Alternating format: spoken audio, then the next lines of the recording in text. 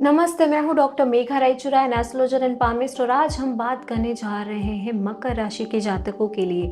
तो आइए जानते हैं कि मकर राशि के जातकों के लिए 2026 है वो कैसा रहने वाला है। तो सबसे पहले प्लैनेटरी पोजीशन जानते हैं। मकर राशि के जो जातक हैं उनका लग्नेश है वो सैटर्न है, द्वितीय भाव का स्वामी है और तृतीय भाव में मीन राशि में विराजित है।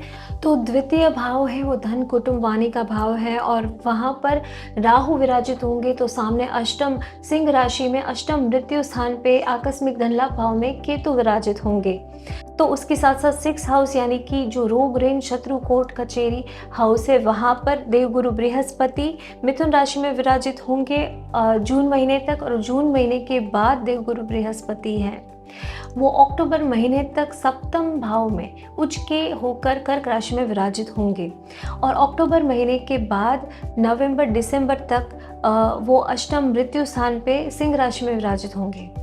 तो मकर राशि के जातकों के लिए 2026 है वो कैसा रहने वाला है। तो खास करके राहु की पंचम दृष्टि रोग ऋण शत्रु भाव पे विराजित गुरु के ऊपर डेफिनेटली रहेंगी और गुरु भी क्योंकि रोग ऋण शत्रु भाव में विराजित है तो ये साल स्टमक रिलेटेड कोई हेल्थ इशू आ सकता है। अगेन कुछ ना कुछ टीथ रिलेटेड प्रॉब्लम आ सकती है, कोई स्किन रिलेटेड प्रॉब्लम आ सकती है। तो ये साल स्वास्थ्य की दृष्टि से थोड़ा ध्यान रखने की ज़रूरत मुझे दिखाई दे रही है। आपको हार्ट रिलेटेड कुछ प्रॉब्लम है तो आपको ये समय के दौरान खास ध्यान रखने की ज़रूरत है। रोग ऋण शत्रु भाव के स्वामी बुध है और वो अप्रैल महीने के आसपास अपनी नीच राशि में प्रवेश करेंगे। तो ये समय के दौरान उनको हेल्थ इश्यूज आ सकते हैं। तो जो मकर राशि के जातक हैं उनके रोग ऋण शत्रु भाव के स्वामी हैं वो बुध हैं और अष्टम मृत्यु स्थान के मालिक हैं वो सूर्य है और जो व्यय स्थान हॉस्पिटल एक्सपेंडिचर हाउस के मालिक है वो गुरु है।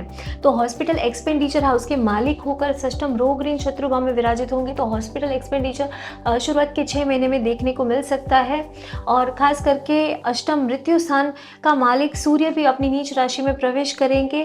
तो वो अक्टूबर नवंबर महीने में भी आपको कुछ स्टमक रिलेटेड, कुछ बोन्स के रिलेटेड, स्किन के रिलेटेड, टीथ के रिलेटेड कुछ हेल्थ इश्यूज ये साल में आपको डेफिनेटली देखने को मिल सकते हैं। तो आपको ये खास ध्यान रखना है। देवगुरु बृहस्पति स्टमक रिलेटेड इश्यूज भी कोई ऑपरेशन कुछ भी कुछ पेंडिंग था तो उसको डेफिनेटली ये साल आ सकता है और आपको खास करके ये साल हेल्थ को लेकर ये चीज़ों में ध्यान रखने की ज़रूरत मुझे दिख रही है। केतु अष्टम मृत्यु स्थान पे विराजित हैं तो कुछ ऐसी बीमारी जो पकड़ में ना आए ऐसा कुछ आ सकता है। कुछ नज़र दोष जैसी या कुछ आपको कुछ मेंटली डिसऑर्डर जैसे कुछ ज़्यादा डिप्रेशन में आना, ज़्यादा सोचना, भ्रम की बीमारी, इल्यूजन, डॉग बाइट के योग भी ये साल मुझे दिख रहे हैं। तो आपको खास ध्यान रखने की ज़रूरत ये पूरे साल डॉग बाइट से या कोई इंसेक्ट से आपको बाइट ना हो जाए उसका भी आपको ये साल ध्यान रखने की मुझे ज़रूरत दिख रही है। तो ये साल मकर राशि के जातकों के लिए वेल्थ और प्रोफेशन के पर्सपेक्टिव से कैसा रहने वाला है।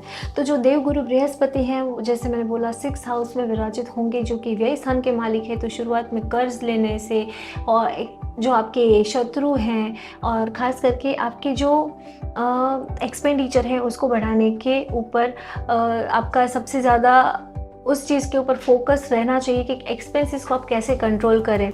तो आपकी शुरुआत में जो 6 मंथ्स है वहाँ पर आपके एक्सपेंडिचर बहुत ज़्यादा हो सकते हैं, आपको एनिमीज परेशान कर सकते हैं, कोई लीगल मैटर है वो सारी चीज़ें आपको होंगी। तो उस चीज़ को कैसे आपको बाहर निकलना है उसके ऊपर आपको शुरुआत के 6 महीने फोकस करना है। अगर आपके कोई लीगल मैटर चल रहे हैं उसको अगर आपने कोशिश की तो शुरुआत के 6 महीने में सॉल्व हो सकता है।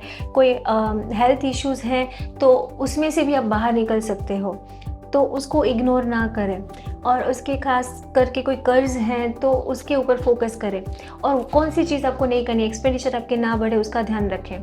तो खास करके ये साल है आपको देवगुरु बृहस्पति हैं जून के बाद उच्च के विराजित होंगे आपके पार्टनरशिप हाउस में, व्यवसाय हाउस में, विवाह स्थान पे। तो डेफिनेटली आपके रिलेशंस सही करेंगे, उसके साथ साथ आपके पार्टनरशिप में बेनिफिट होगा, आपके व्यवसाय में डेफिनेटली बेनिफिट होगा और ख़ास करके आपके विदेश स्थान के मालिक होकर हंस पंच महापुरुष राजयोग बनाएंगे। तो ये साल डेफिनेटली आपको विदेश से बेनिफिट हो सकता है, पार्टनरशिप से बेनिफिट हो सकता है। तो आपको विदेश यात्रा के योग बन सकते हैं, यात्रा से बेनिफिट हो सकते हैं और कुछ ऐसी चीज़ बिजनेस में नई आप इनोवेशन आफ्टर जून आपको देखने के मिल सकती है जो कि आपके लिए सही साबित हो। अगर आप पार्टनरशिप में है तो डेफिनेटली जून के बाद का समय आपके लिए बहुत ज़्यादा सही रहने वाला है। कोई प्रमोशन के बारे में सोच रहे, कुछ शिफ्ट के बारे में सोच रहे, तो जून के बाद आप डेफिनेटली सोच सकते हैं। आपके व्यवसाय और प्रोफेशन हाउस का मालिक है वो शुक्र है और वो भी सितंबर महीने में वहाँ पर अपनी स्व राशि में विराजित होकर मालव्य पंच महापुरुष राजयोग बनेगा और हंस पंच महापुरुष राजयोग की साथ ही में बनेगा। तो ये साल आपको डेफिनेटली व्यवसाय में जून के बाद बहुत ज़्यादा सही समय देखने को मिलेगा, जहाँ पर आपको एक कोई चीज़ रुकी हुई थी तो वो डेफिनेटली आपको मिलती हुई दिख रही है।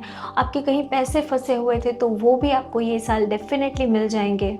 तो खास करके अक्टूबर महीने के बाद अष्टम भाव में देवगुरु बृहस्पति विराजित होंगे तो आपके डिसीजन रॉन्ग साबित हो सकते हैं। अगेन आपको किसी चीज़ में उलझा देंगे तो आपको गुड ज्ञान डेफिनेटली प्राप्त होगा, आकस्मिक धन लाभ भी मिल सकता है, लेकिन आपको कुछ किसी चीज़ में किसी प्रॉब्लम में फंसा सकते हैं क्योंकि खास करके जो अष्टमेश है वो भी नीच राशि में अक्टूबर नवंबर महीने में देखने को मिलेंगे, जो कि सूर्य है और वो भी डेफिनेटली आपकी लाइफ में कुछ प्रॉब्लम्स क्रिएट कर सकते हैं। तो डिसीजन कोई क्रूशल है तो उस समय के दौरान ना लें। शुक्र भी उस समय के दौरान नीच राशि में प्रवेश करेंगे नवंबर महीने में, तो आपके व्यवसाय को लेकर कोई बड़ा लॉस या कोई बड़ी प्रॉब्लम अक्टूबर नवंबर महीने में मुझे खास दिख रही है 100% मकर राशि के जातकों के लिए। तो आपको अक्टूबर नवंबर दिसंबर ये महीने में खास ध्यान रखने की ज़रूरत मुझे दिख रही है।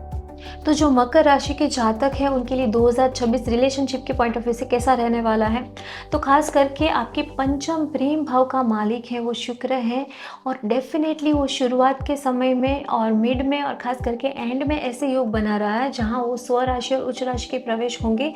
तो देवगुरु बृहस्पति हैं वो भी विवाह स्थान पे विराजित होंगे उच्च के, तो वो भी समय ऐसा होगा जब आपके प्रेम विवाह बनने के योग 100% यहाँ क्रिएट हो जाते हैं, क्योंकि प्रेम भाव का स्वामी भी उच्च का होगा और विवाह स्थान का मालिक भी, विवाह स्थान में भी देवगुरु बृहस्पति उच्च के होंगे। तो चंद्रमा है वो तो डेफिनेटली अपनी पोजीशन हर दूसरे दिन चेंज करते हैं, तो इस केस में आपको विवाह के योग भी बनते रहेंगे।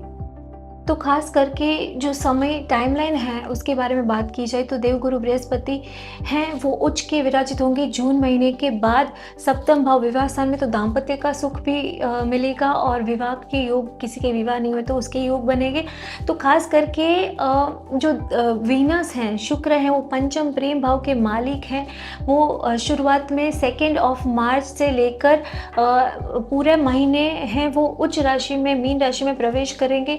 तो उसके साथ साथ अप्रैल और मई महीने में भी वो अपनी स्व राशि में विराजित होंगे और उसके बाद सितंबर महीने में अगेन स्व राशि के विराजित होंगे और मालव्य राजयोग बनाएंगे। तो उसके साथ साथ नवंबर दिसंबर महीने में भी